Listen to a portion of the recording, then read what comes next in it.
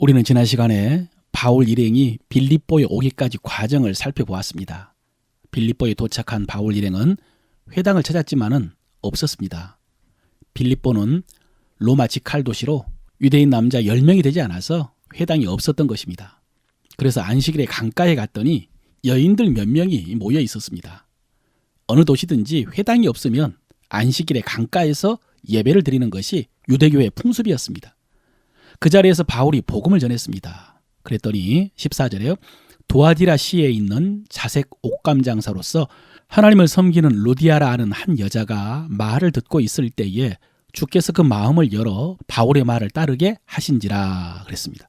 여러분, 이 말씀을 통해서 우리는 다시 한번 중요한 영적인 원리를 알 수 있습니다. 그것은 선교의 주체가 바로 하나님이라는 사실입니다. 성령님이시고 주님이십니다. 지금까지 사도행전의 역사 속에서 보면은 주님께서 성령이 임하기 전에는 예루살렘을 떠나지 말라고 하셨고요. 또 오순절에 성령이 임했을 때 제자들이 성령의 말하게 하심을 따라 복음을 전했습니다. 또 안디옥 교회가 잘 성장하고 있을 때 성령께서 내가 불러 시키는 일을 위해서 두 사람을 따로 세우라라고 하셔서 전도 여행이 시작되었습니다. 이곳 빌립보에 오기까지 성령께서 주도적으로 인도하셨습니다. 막으시고 허락하지 않으시고 환상을 보여주시고 인도하셨습니다. 그리고 지금 바울이 복음을 전할 때에 주께서 그 말씀을 듣고 있는 루디아의 마음을 열어서 바울의 말을 따르게 하셨습니다. 믿고 구원받게 하셨습니다. 여러분 보십시오. 선교와 구원의 주체는 하나님이십니다. 예전에 말씀드렸죠. 선교에서 가장 중요한 개념 넘버1은 미시오 데이라고 해서요. 하나님의 선교라는 말입니다. 선교는 하나님이 하십니다. 그런데 여러분 또 한 가지 중요한 것은 하나님께서 이렇게 인도하실 때에 또 성령께서 감동하실 때에 거기에 순종하며 응답한 사람들이 있었다는 사실입니다. 이것을 협력이라고 하면은 신학적으로 오해할 가능성이 있기 때문에 응답과 순종이라고 했습니다. 하나님께서는 이렇게 순종하는 사람들을 통해서 선교와 구원을 이루십니다. 사랑하는 성도 여러분, 하나님께서는 지금도 감동하시고 인도하십니다. 그 부르심에, 그 감동하심에 응답하여 순종하는 여러분 되시기를 바랍니다. 이렇게 해서 유럽 선교의 첫 열매를 얻게 되는데 루디아라는 여인이었습니다. 여러분, 루디아는 앞에서 도아디라시 출신의 자색 옷감 장사라고 했습니다. 당시 도아디라 성은 자색 직물 사업으로 유명했습니다.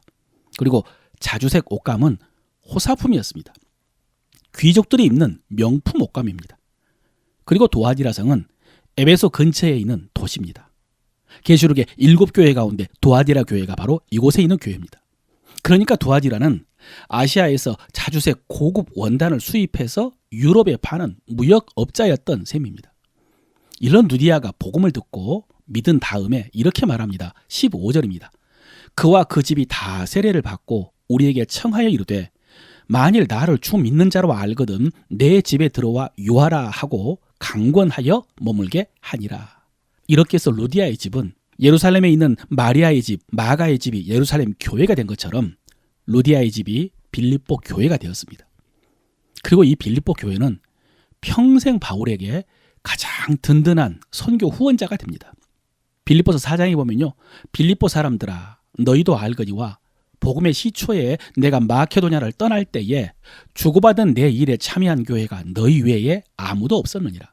데살로니가에 있을 때에도 너희가 한 번뿐 아니라 2번이나 나의 쓸 것을 보내었도다 그랬습니다. 여러분, 선교는 선교사가 하지만은 그 선교사 뒤에서 선교사를 후원하는 사람이 있어야 선교할 수 있습니다. 지금 바울 일행은 안디옥 교회에서 선교를 출발할 때 어느 정도 선교비를 받았겠죠.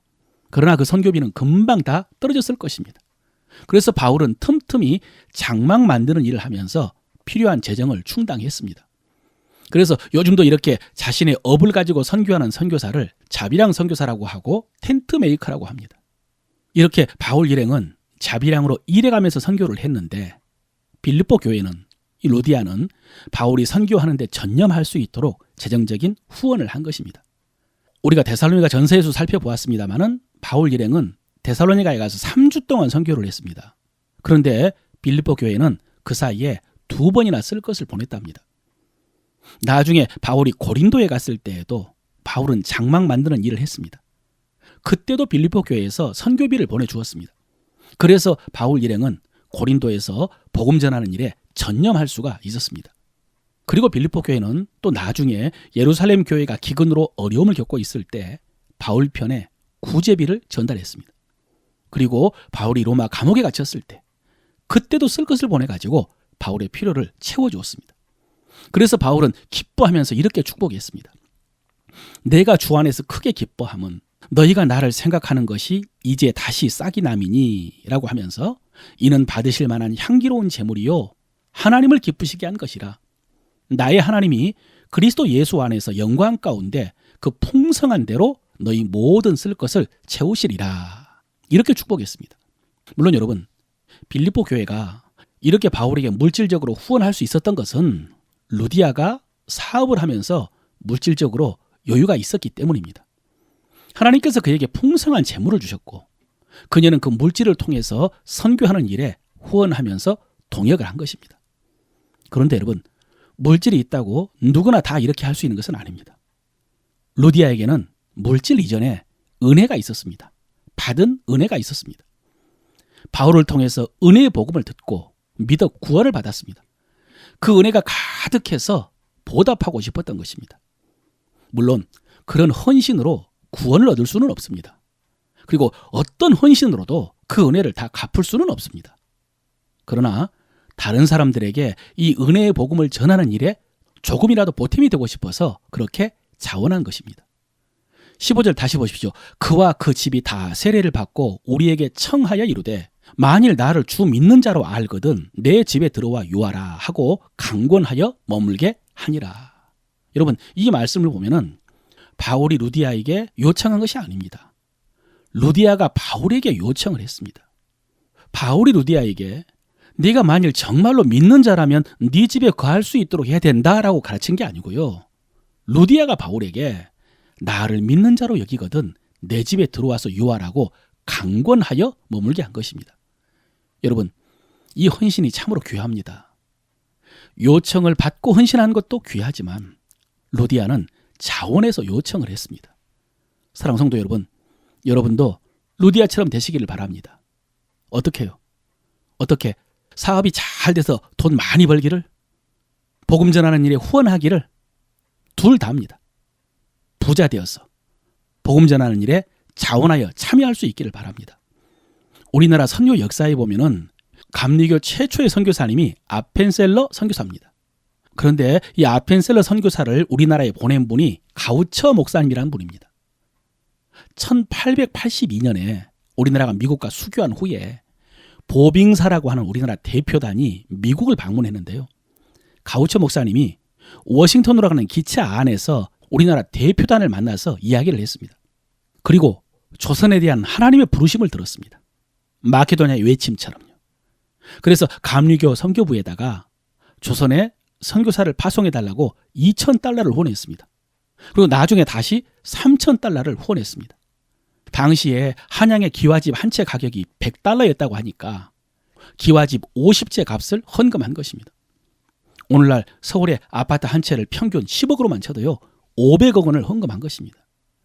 여러분, 우리는 아펜셀러 선교사님이 배제학당을 세우고 또 스크랜턴 부부가 이화학당을 세웠다 이렇게 알고 있지만 사실 이분들은요 조선에 와서 직접 그 일을 하신 분들이고 그래서 그분들이 병원도 세우고 교회도 세우고 그런데 이분들 뒤에 이 가우처 목사님이 있어서 그 모든 사역이 가능했던 것입니다. 그래서 우리나라의 복음이 전해지고 지금은 세계 선교를 감당하는 선교 한국이 된 것입니다. 이 가우처 목사님은 사실은 장인이 그렇게 부자였답니다. 그래서 결혼할 때 농담으로 자네는 내 딸이 아니라 재산을 보고 결혼한 게 아닌가라고 했답니다. 그랬더니 이 가우처 목사님이 맞다고 그 돈은 제가 잘 쓰겠다라고 대답을 했답니다. 그렇습니다. 가우처 목사님은 그 돈을 정말 잘 썼습니다. 오늘 루디아도 돈을 정말 잘 썼습니다. 여러분도 그렇게 잘 쓰시기를 바랍니다.